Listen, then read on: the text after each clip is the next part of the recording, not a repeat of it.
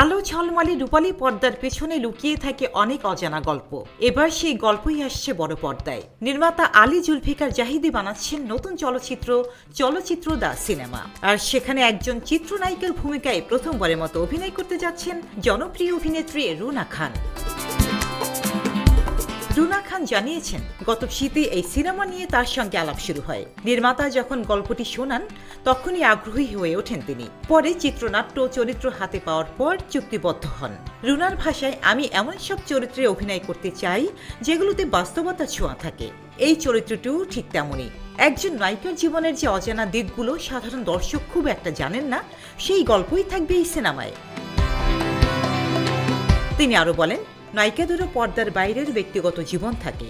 সবাই আমাদের শুধু চরিত্রের ভেতর দিয়ে চেনে, কিন্তু ব্যক্তিগত জীবনের লড়াই, স্বপ্ন আর বাস্তবতাও আছে। সেই জীবনের গল্পই তুলে ধরা হবে এই সিনেমায়। প্রথমবারের মতো সিনেমায় নায়িকার ভূমিকায় দেখা যাবে তাকে। তবে প্রায় 17-18 বছর আগে তিনি একটি টেলিফিল্মের যাত্রার অভিনেত্রী চরিত্রে অভিনয় করেছিলেন। এবারে প্রথম তিনি দর্শকের সামনে আসছেন একজন পূর্ণাঙ্গ নায়িকার চরিত্রে।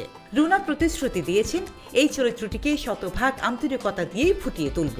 দর্শকরা যদি ভালোবাসেন তাহলে আমার অভিনয় সার্থক হবে।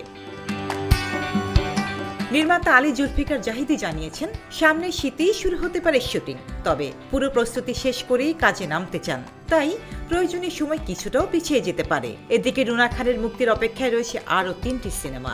মাসুদ পথিকের বক, কৌশিক শঙ্কর দাসের দাফন এবং জাহিদ হোসেনের লীলা মন্থন।